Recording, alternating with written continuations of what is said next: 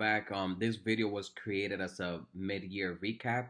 I just want to go over anything that I might have left out in the course and also going over any changes that we've done and going over any different trends that the market has been creating. Because remember that the market is a ever-changing world. Everything is always tweaking and going slightly, getting slightly different. So I want to start off by just going over my week.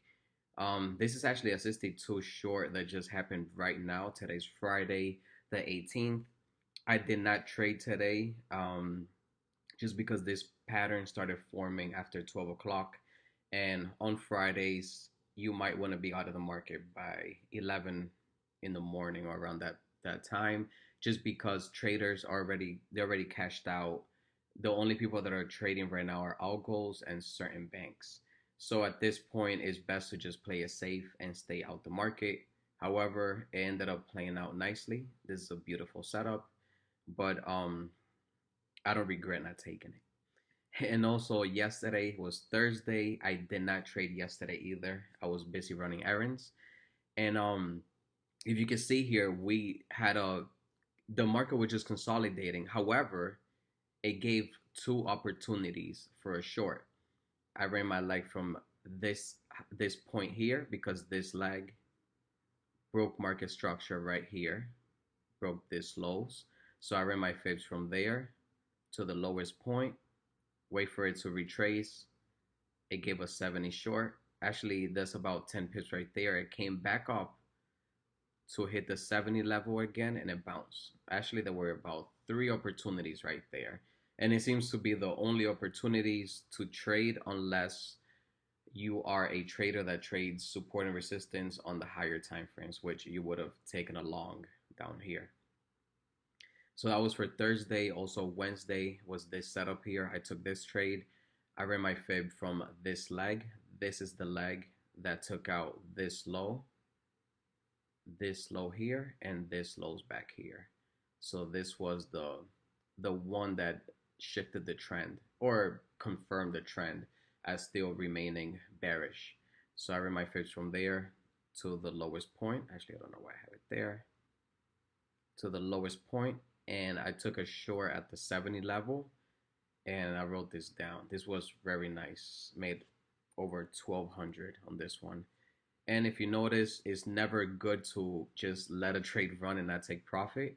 Remember that it's best to take profit at 10 pips and let some positions run. But as it's developing, if you're up 20, 25 pips, try to take some profit. Don't get too greedy because things like this happen. And you could have been up a massive amount on your account and then all of a sudden get stopped out. So keep in mind to always pay yourself immediately. That was Wednesday. And this was Tuesday right here. This was a pretty simple trade.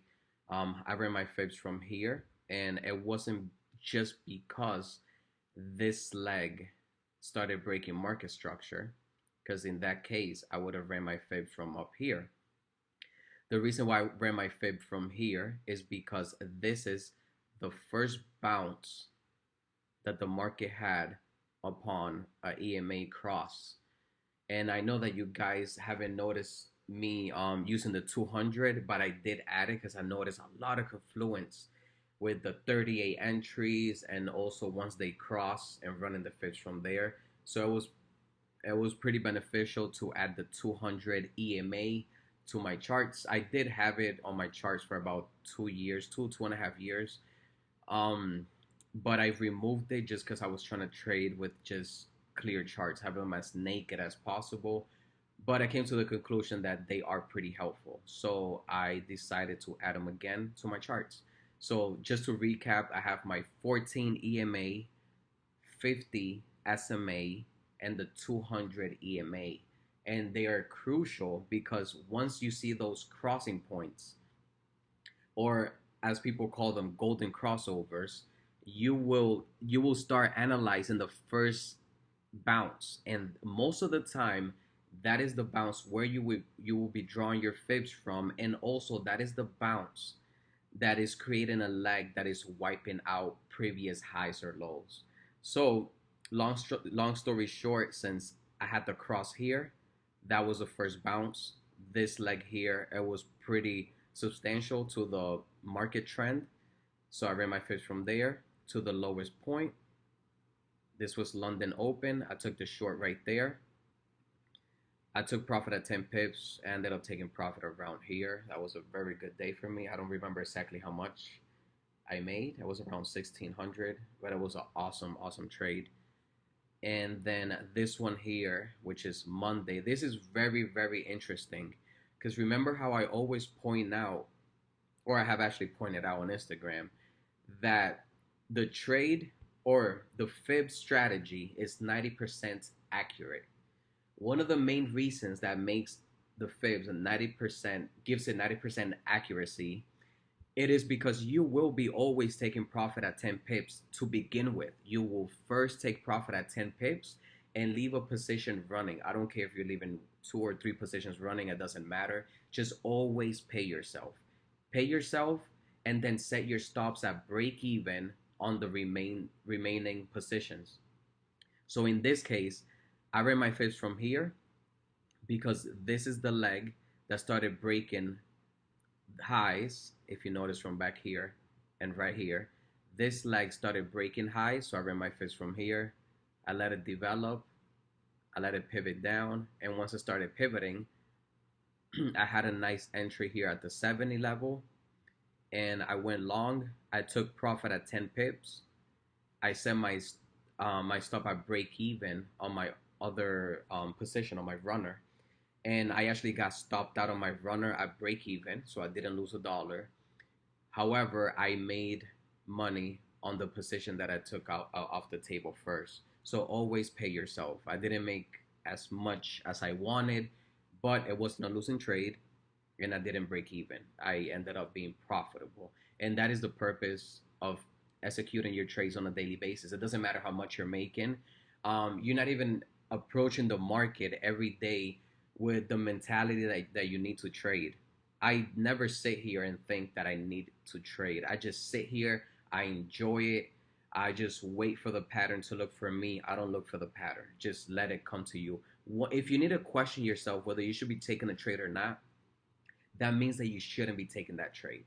And I also mentioned that because I have a few students that DM me in the morning and they ask if they should be taking a trade. And most of the time, if you have to question yourself, it is because you're not supposed to be trading that at that time or trading that setup. So yeah, that recaps my trades for this week. I just wanted to go over it really quick, just to it's actually a refresher for myself and for everyone so they can see the setups that I'm currently taking. So that was one thing. And also, if you guys notice, I added the fib extensions to my chart. So I always had the fib extensions on my chart. I actually removed it when I created the course because I don't want to cause any distractions. So if you notice the negative 0.27 zone, this is just a measured move, just how I taught in the course. It is easier and more beneficial for you to learn how to draw measured moves on your own so you can spot them instead of just giving you extensions. If I could give you extensions, you'll just say, oh, I'll take profit there. But I'm not giving you the foundation of it, or I'm not training your eye as to why are you taking profit right there at that zone. So if you notice, I have the 0.27 extension to take profit and the 0.62, both are negatives, and they're just measured moves. If I measure the beginning of the leg to the end of the leg, paste the arrow, right?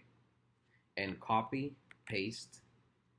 And now I'm going to draw from the 70 area because this is your main entry. It's at the 75 entry area. You can start adding to positions at 62. That's what I do. I start adding at 62 so I won't miss the trade. And a good example is today. Today, my ideal entry short, if I was to take this trade, would have been at the 70 level because there's confluence here on the 30-minute and on the 1 hour chart. However, the reason why it bounced on the 62 and it didn't come back up to the 70, it is because we had dynamic resistance from the 50 SMA. So as we have resistance with the 50 SMA, resistance with the 62, it was a very very crucial point for banks to start shorting here.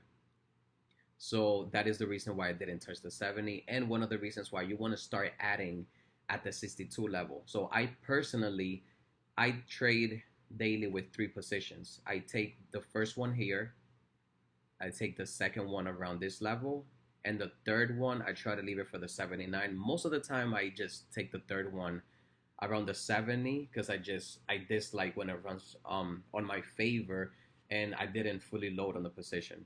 Um, it's a bad habit, but I'm pretty used to the movements of EU in the morning and the fibs. So I can kind of determine when it's going to actually have a 70 bounce, a 62 or 79 since I use the confluence from the higher time frames. But it is good to always start off at the 62, add at the 70, and then add a 79 and let it run on your favor. You're obviously going to start taking profit from the 79 earlier because you're going to hit 10 pips on that one first.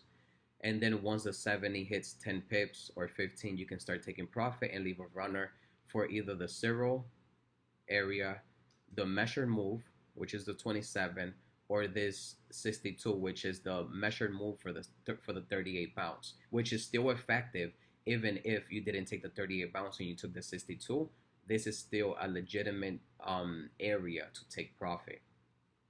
So again, if you draw your arrow from the beginning of the leg to the end and copy it, paste it from the 70 level, you will get your result right there, which is the 27, and which is the measured move. And also, if it was to be a 38 bounce, you will get the negative 0.62 target area. So whenever you take profit is up to discretion because there are several target areas. Again, you can take profit at 10 pips. The first position you want to take it off the table, whichever one hits 10 pips first, take that off the table and pay yourself immediately. Set your stops at break even on the remaining positions. You can either do break even or break even plus one, so you can at least pay yourself for the commission that you had to pay for to enter that trade. I used to do break even plus one a lot, but lately I've been doing just break even, for the simple fact that sometimes my break even plus one will get stopped out just because of one pip. So I'm trying to give myself enough leverage against me, just not to lose money, but enough leverage against me so I can stay in the trade if this tries to retest the 62 or 70 area and then go in my favor. So those are two things that I wanted you guys to add. If you have been studying my course already for at least 60 days, go ahead and add those extensions to your fibs. You can also remove the 23. I was considering showing everyone how to use the 23 play towards the end of the year, but I don't think I'm going to do that. I don't want to draw any confusion. One of the main reasons why I created the course was to simplify everything. It took me about 2.5 years to become profitable, and that should never happen. That shouldn't have happened, and it shouldn't happen for anyone. That happened because I used to take alerts from my mentor. I used to be in a chat room. There was too much noise. There was too much stuff going on, and that is one of the reasons also why I don't want to create a chat room and add all my students there. There's going to be too much noise.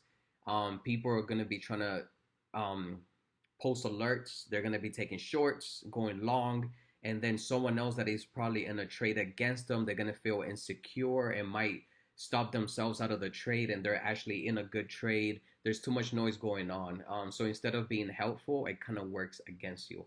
I've been in chat rooms for a very long time. I actually have a chat room right now, but it's just with buddies of mine that have been trading for years. And we're not in there to give out alerts or to be encouraging others to take a trade. We're just there more as for emotional support and sharing resources. And that is how a chat room should work. It is not a means of you learning how to trade through people that are learning as well, because it's just going to cause a lot of confusion. If you guys have any questions, feel free to send me an email or DM me. I'm available 24/7 around the clock. I'm always available to help anyone out. So just send me an email or a DM, and I would respond in a timely fashion and try to answer anything, all the questions that I can. And also, I can even create a small video for you if it could be helpful. But I do not want to filter or funnel all my students into one chat room and cause tremendous distraction. And then it's going to start prolonging your learning curve. And instead of being a 90-day challenge, is gonna be much longer. So I wanna have everyone learn as quickly as possible and eliminate any distractions whatsoever. So yeah, getting back to this, um, yeah, one thing that I wanted to point out again and make sure is that always take profit at 10 pips and let the remainders run. And I have been asked often, if you enter at the 62, at the 70 and 79, how do you place your stops? Well, every stop is gonna be unique for every position, for the simple fact that, let me just pull this out. If you enter at the 62 area, your stop is gonna be right. It's gonna be right there if you enter the 62. Okay, if you had your second position entering at the 70 area, then your stop is gonna be up there, right? And if you entered at the 79, your stop is gonna be all the way up there, right? So this is one thing that you have to consider. Yes, sometimes this rarely happens, but if it goes against you too much and is pivoting and is taking a pivoting point upwards of the 79 area, you might get stopped out from your 62 position. But guess what? You're still in the trade with two other positions or more, depending on your account size and how many trades you place at a time, how you stack your orders. I usually stack three orders because I have three entries. So depending on that, you will probably get stopped out of your 62, but you have two other running positions. So once it start pivoting and it goes in your favor, you will take profit at 10 pips, which already made up for your loss, and you still have a running position, which will put you on the green for the day.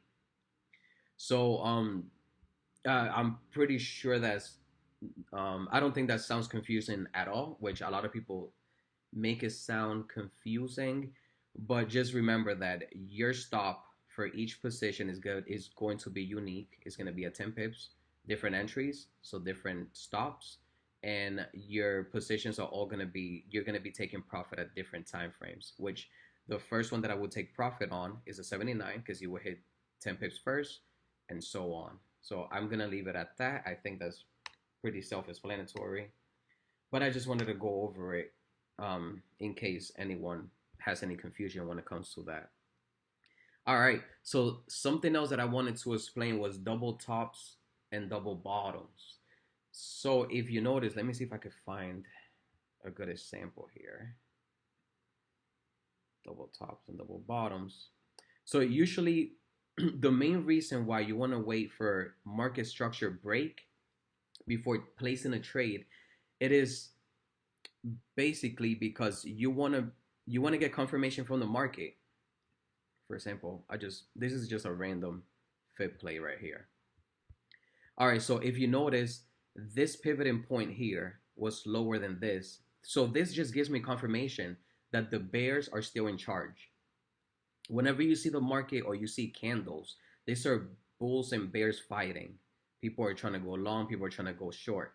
And if you notice that this previous low was broken, basically that is the bears identifying that they are still more bears than buyers or more bears than bulls in the trade. So this just gives you confirmation that it might potentially keep coming down. So that is the reason why I always run my fibs from the leg that breaks market structure. I didn't learn that anywhere. This was just through years of experience and analyzing the market and going through several setups.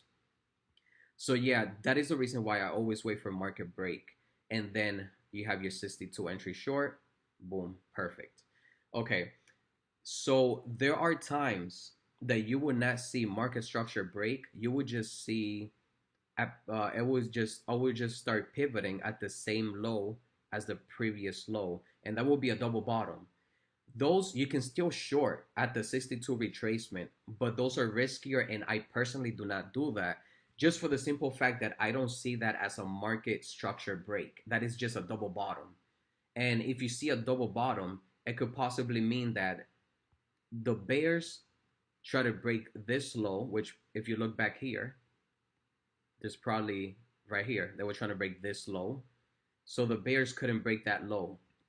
So if they retraced, came back to retest this area, and if they couldn't break this low again, this is a second time. One time try to break the low, they couldn't. If you see back there, like I just showed, and then in this instance here, if this was not making a new low, that means that the bears were no longer in charge or they didn't have enough steam to keep the trend coming down. So whenever you see a double bottom, just keep an eye open that you know that this might possibly retrace and become a temporary bullish environment.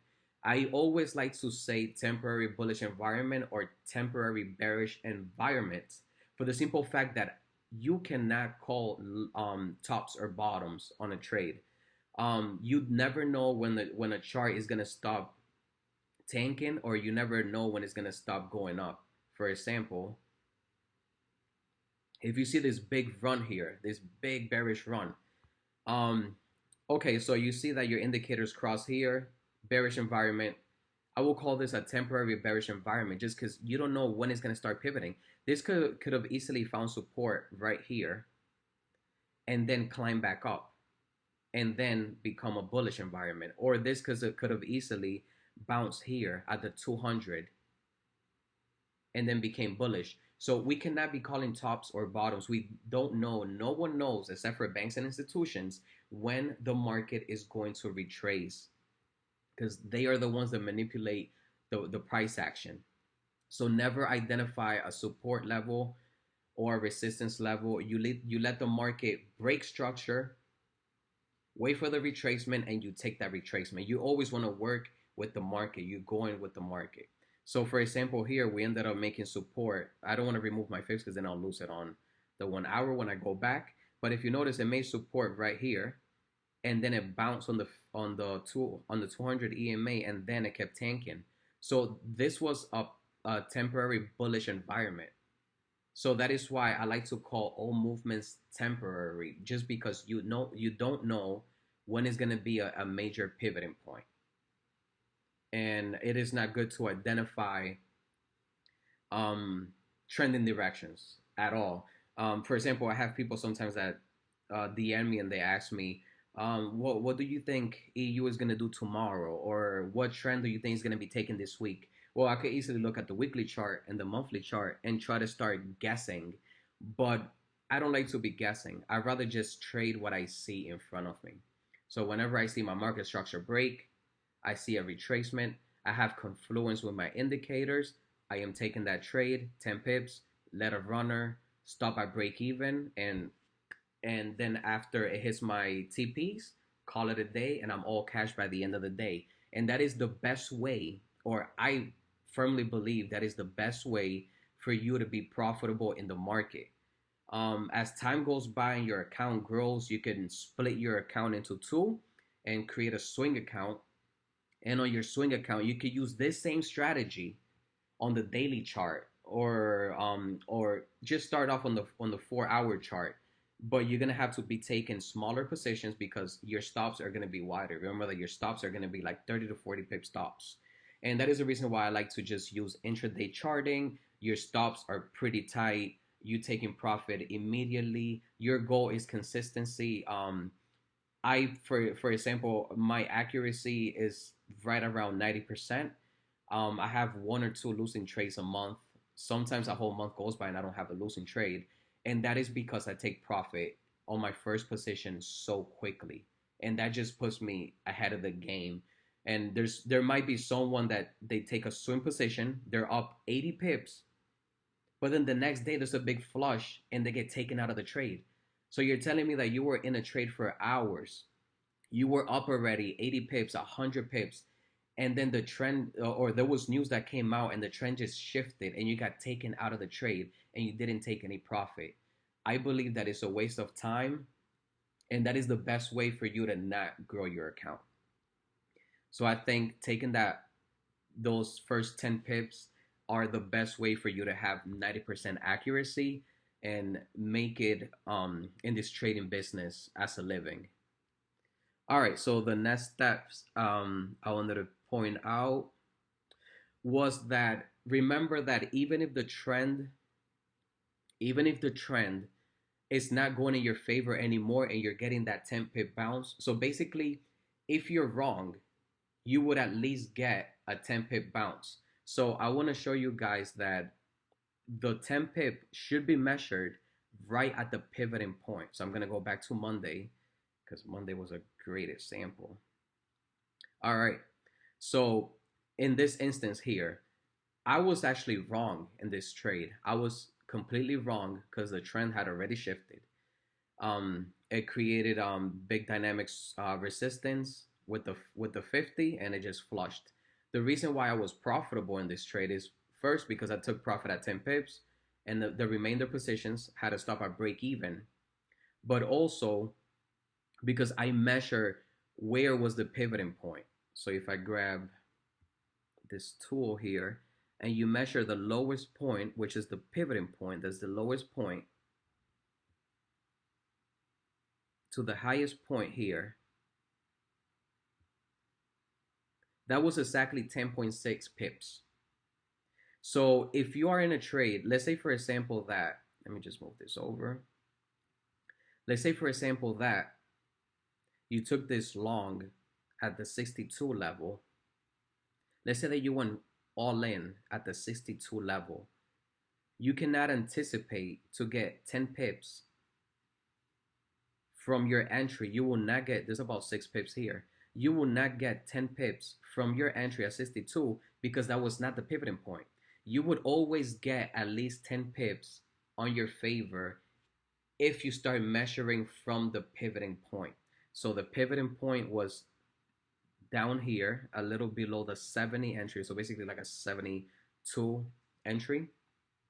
That was the pivoting point. So if you were to enter at the 62, go full margin at the 62 long, do not expect to get 10 pips out of it. Start measuring from the pivoting point and know that you will be exiting your trade right around this area, which is 10 pips for the pivoting point, but it will be 6 pips for yourself. So remember to take profit there and put a stop at break even on your runners. So that is one of the questions that I get asked often, and it's simple as that. Once you get this down to the T and you dot your I's, trading is going to become very very easy.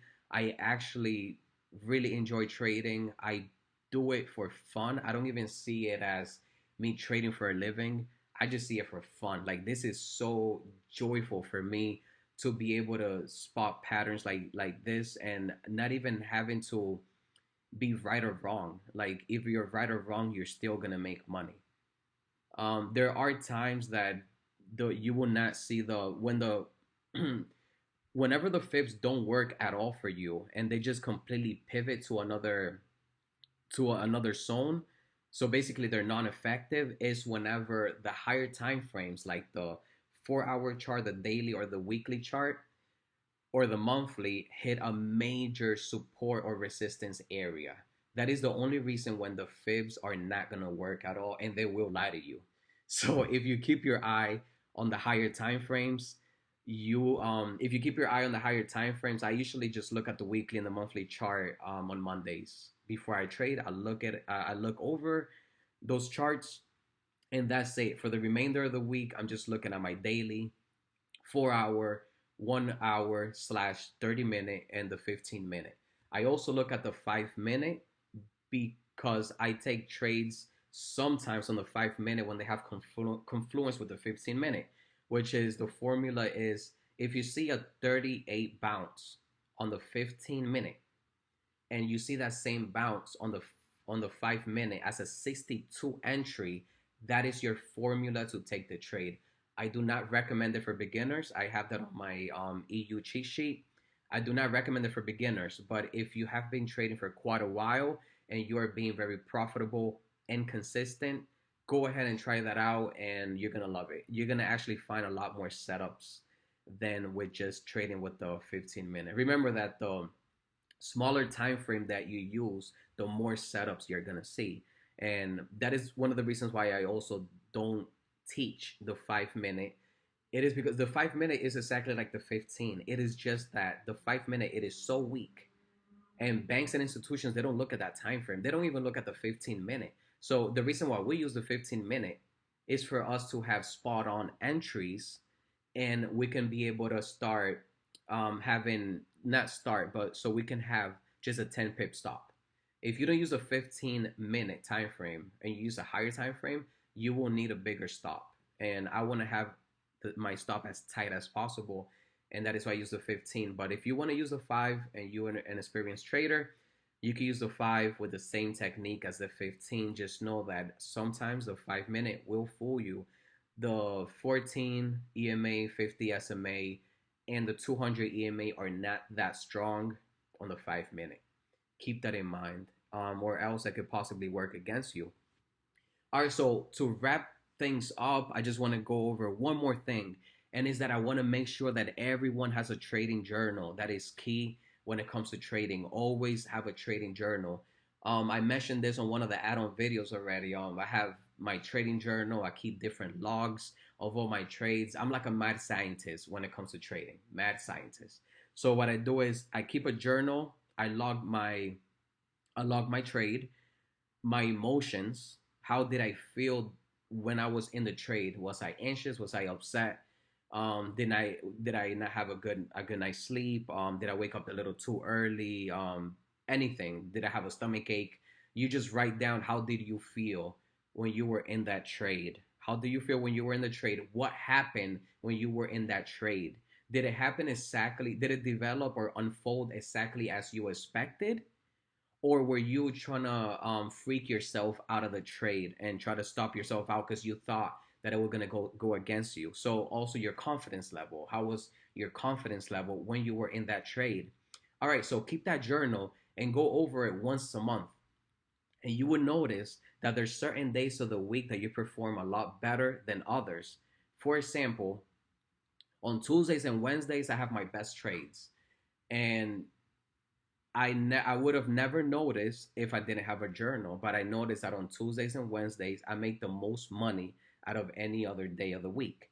So what do? I actually emphasize that side of me when it comes to trading. So whenever it's a Tuesday or a Wednesday, I'm hyper focused on the charts, and I know I'm gonna do good, and I'm a bit more confident on my trades just because of looking at my track record on my journal. I know that I'm in a better state of mind. My mood is a little better. Also, the market already has direction because Monday started developing a new trend and so forth. And having a journal is just key element. It just shows you your wrongdoings. It shows you what you're doing right. Also, something else that I posted on Instagram a few days ago is I want you on your trading journal all the way on the last page. This is something that I did a few years back, and it has helped me a lot when I'm having a bad day. Is go to the last page on your trading journal and write down 10 things that you're good at when it comes to trading. Are you good at identifying support and resistance areas for you to run your fibs from there? Are you good at running fibs on the 15 minute or on the 30 minute? What are you good at? Are you good at entries? Are you good at assets? What are you good at when it comes to trading? And that will help you a lot because you would easily identify that the things that you're not good at, you got to stop doing. And the things that you're good at, you're going to continue doing. For example, I have a few students that they told me that they're having issues with the 15-minute fib layout. All right, so what did they do? They stopped looking at the 15-minute and they started looking at the 30-minute. So now they place entries on the 30-minute Yes, they are trading with smaller positions because their stops is around. I believe they use like a 15 pip stop, 15 or 20 pip stop. But for that reason, they are using that time frame. It is easier for them to identify trends on the 30 minute. They have wider stops, but their targets are also larger. So it's the same thing as the 15 minute. It's just a whole different demographic at the end of the day, and you just gotta use what works for you. If the 15 minute if it's too fast for you, do not use it. If the 5 minute if it's too fast for you, don't use it. The 1 hour if it's too fast, don't use it. But at least look at your entries from there. But focus on the 4 hour. Focus on your strength. Focus on your strength. Do not fight it. Don't start trying to master what you're not good at. Because while you're here catering to what you're not good at, you're abandoning your strength. And you should never abandon your strength.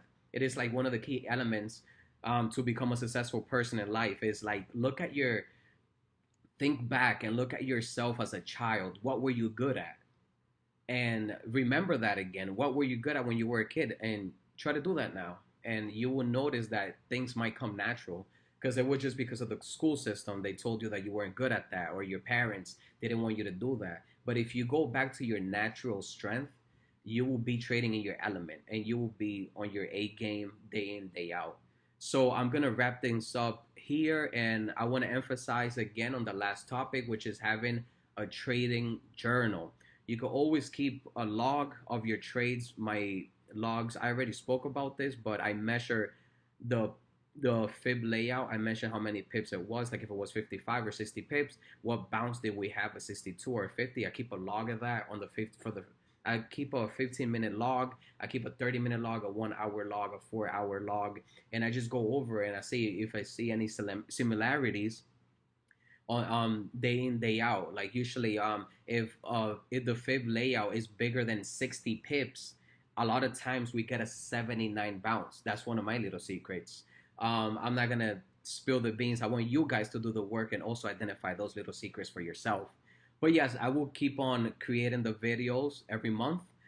This month of June, I just want to create a very special one because we're 6 months into the year, and I have a lot of students that are freaking doing awesome, awesome, awesome, awesome.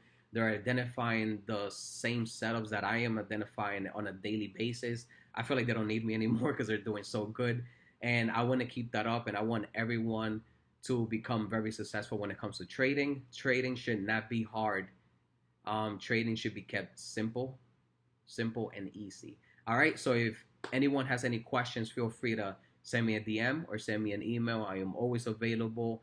And best of luck for everyone. All right. Thanks for listening.